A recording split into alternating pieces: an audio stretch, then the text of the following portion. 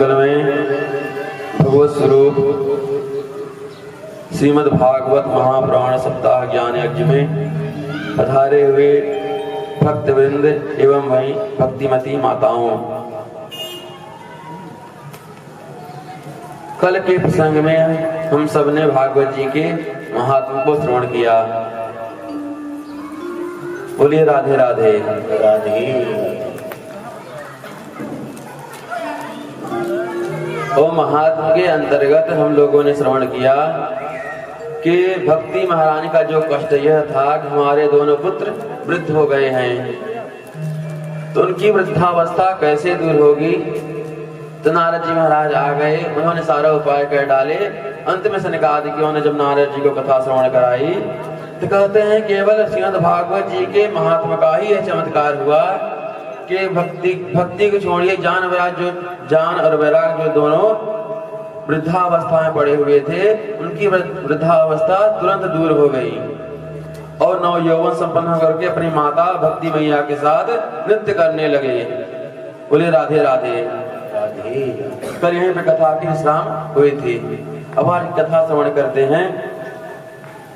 तो कहते हैं कि जिसके हृदय में भगवान की भक्ति महारानी विराजमान होती हैं, उस भक्त के हृदय को इतना निर्मल बना देती हैं कि ठाकुर जी उस भक्त के हृदय में कब्जा किए बिना नहीं रह पाते,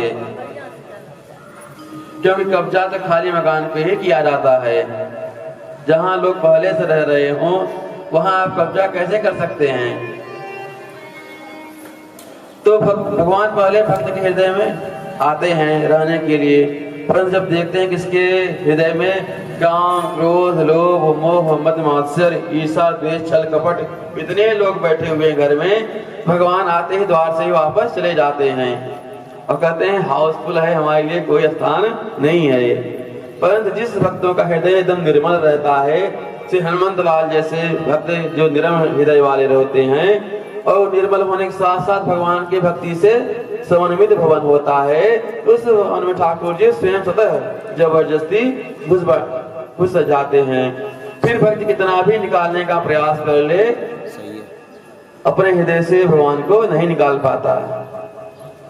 बोले राधे राधे।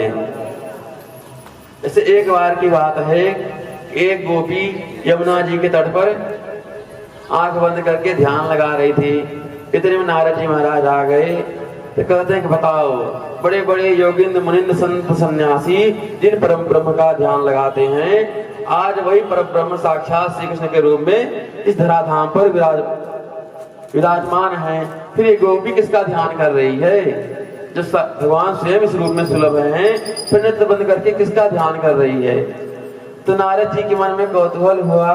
उन्होंने सोचा चलो इससे प्रश्न करते हैं किसका ध्यान कर रही है। बोले अरे देवी, क्या मैं जान सकता हूँ कि आप नेत्र बंद करके किसका ध्यान कर रही हैं।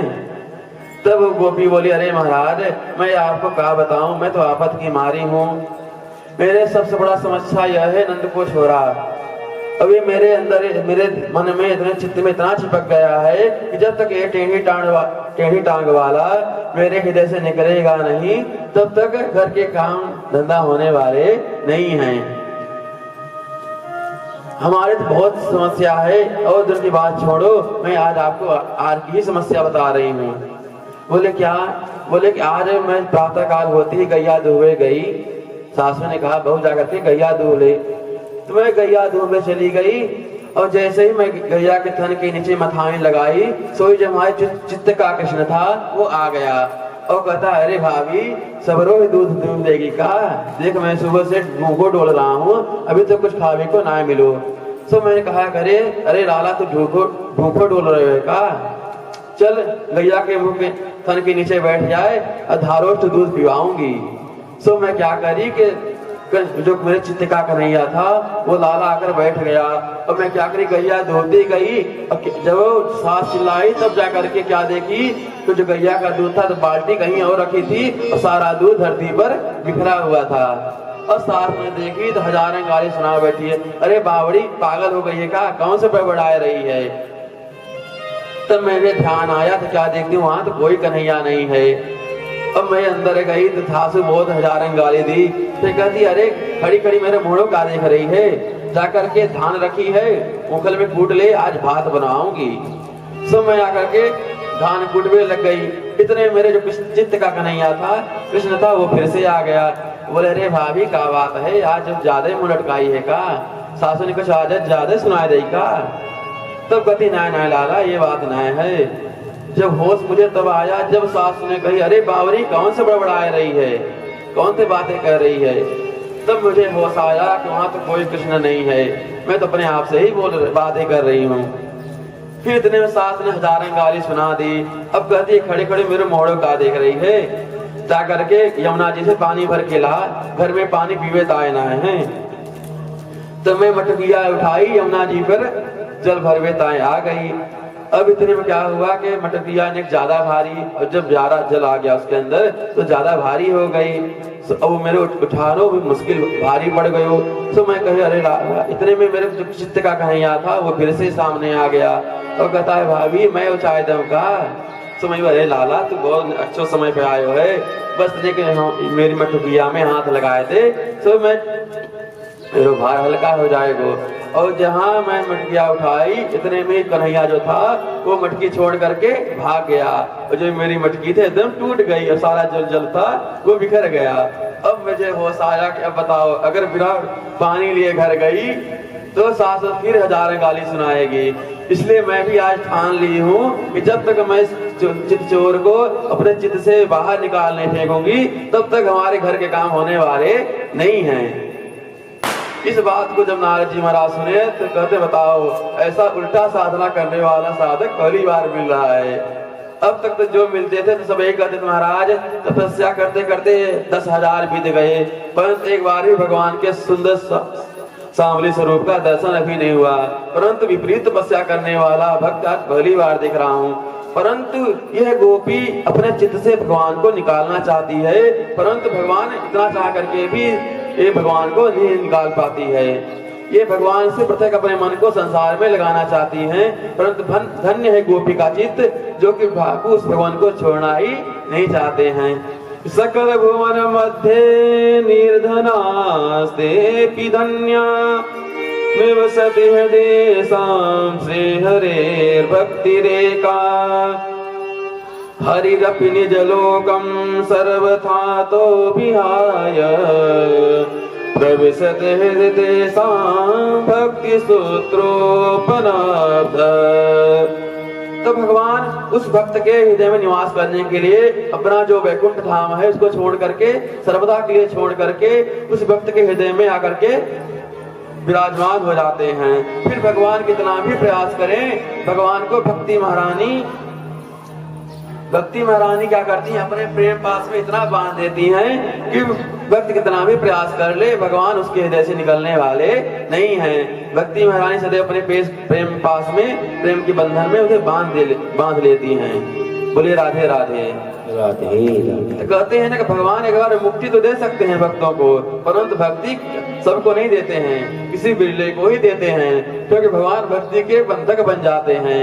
और संसार में ऐसा कौन होगा जो दूसरे की पराधीनता को स्वीकार करना चाहे। सब स्वतंत्र होना चाहते हैं।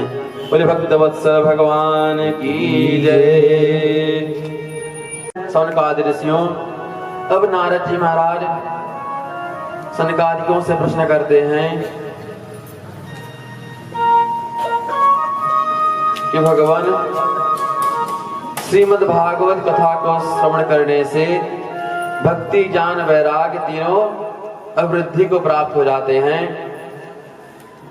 तो क्या केवल भक्ति ज्ञान वैराग्य तीनों यही पुष्ट होते हैं, क्या बड़े बड़े पापियों का भी उद्धार होता है? अगर पापियों का उद्धार होता है तो कैसे कैसे पापी तर जाते हैं उसके बारे में बतलाइए। तब सनकादिक कहते हैं नारद जी कैसे कैसे पापियों का उद्धार होता है? मैं तो कहता हूँ आप इसमें प्रश्नों को भी छोड़ दीजिए। मैं कहता हूँ कि जो जीवन पर्यंत जीवन काल में केवल पाप ही कर्म किया हो, पाप के अलावा दूसरा कोई कर्म किया ही न हो, और कदाचित अपने जीवन काल में एक बार भी भागवत कथा न श्रवण किया हो, और मरने के बाद अगर कथा सुन लेता है तो भी परम पावन बन जाता है। सनकादिक नारद जी बोले गजब कर दिया महाराज जी आपने ये बात बता करके। कोई व्यक्ति जीवन भर पाप करने के बाद अगर एक बार भी कथा न सुना हुआ हो, अब अगर मरने के बाद कथा सुन ले तो परम पावन बन जाता है, क्या कोई प्रमाण है? तब सनकादिक कहते हैं हाँ, बिना प्रमाण कोई बात बोलते ही नहीं है, शास्त्रों में सबका प्रमाण है। तब सनकादिक कहते हैं नारद जी महाराज अब हम आपको एक इतिहास सुनाने जा रहे हैं। अब ये इतिहास केवल आपको विश्वास देने के लिए नहीं अथवा प्रमाण देने के लिए नहीं सुना रहा हूँ, इस कथा को सुनने से भी फायदा होता। क्या? अत्र ते कीर्तयिष्याम इतिहासं पुरातनं यस्य श्रवण मात्रेण पापहानि प्रजायते। तुंगभद्रा नदी के तट पर एक पंडित जी रहते थे, आत्मदेव शास्त्री, बड़े विद्वान थे, बड़े धर्मात्मा े, बड़े कर्मकांडी पंडित जी थे। पंडित जी जितने सीधे सरल स्वभाव के थे, ठीक उनसे विपरीत स्वभाव की उनकी धर्मपत्नी थी पंडितानी। परंतु बेचारे पंडित इतने सीधे थे कि जैसे तैसे अपने परिवार का पालन पोषण करते थे, जीवन यापन करते थे। भगवान का दिया हुआ सब कुछ उनके घर में था, संपत्ति कोई कमी नहीं थी, परंतु कोई संतान नहीं थी, निसंतान थे। एक बार पंडित जी के मन में इतना दुख हुआ, गृहम त्यक्त्वा वनम गतः, घर द्वार छोड़ करके वन में चले गए और जाकर के वहां आंसू बहाने लगे। आंसू बहा के रोने लगे। इतने में क्या हुआ, एक मुहूर्त में ही कुछ सन्यासी आ गए कि मुहूर्तादपि तत्रैव सन्यासी कश्चिदागतः। वहां पर सन्यासी जी आ गए, संत जी आ गए। तो उन्होंने संत जी ने सोचा कि ये कौन है जो निर्जन एकांत वन में, शांत वन में आंसू बहा रहा है। लगता है कोई भगवान की प्राप्ति के लिए आंसू बहा रहा है, हमारे प्यारे प्रभु के लिए रो रहा है। चलो इसका कुछ मार्गदर्शन करता हूँ, मार्ग प्रशस्त करता हूँ। यह सोच करके संत जी पंडित जी के पास गए। बोले कथम रोदसी विप्रत्वं काते चिंतां बलीयसी बदत्वं सत्वरं मह्यं सस्य दुःखस्य कारणम्। अरे पंडित जी क्या बात है, किस कारण से आप आंसू बहा रहे हो? आपके दुखी होने का क्या कारण है?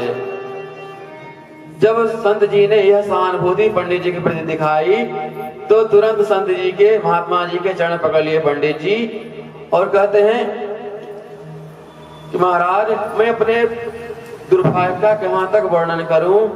किम ब्रवीमि ऋषि दुःखं पूर्व पापेन संचितं मदीया पूर्वजास्तोय कवोष्ण उपभुञ्जते। हे संत जी, हे महात्मा जी, मैं अपने दुर्भाग्य का, दुख का वर्णन कहाँ तक करूं। भगवान का दिया घर में सब कुछ है, परंतु घर में कोई खाने वाला नहीं है, संतान नहीं है। मैंने मेरे घर में साल भर से एक गैया बांध रखी है, परंतु वो भी बांझ है, उसको भी कोई बछड़ा नहीं है। मेरे घर में एक फलदार वृक्ष लगा हुआ है, कई वर्ष हो गए, परंतु आज तक उसमें एक भी फल नहीं आता। बताइए हमारे दुर्भाग्य की गति कहाँ तक पहुंच गई है।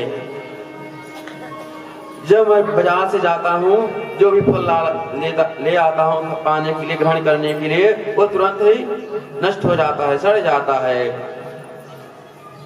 धिक जीवितं प्रजाहीनं धिक गृहं च प्रजां विना धिक धनं चानपत्यस्य धिक कुलं संतति विना।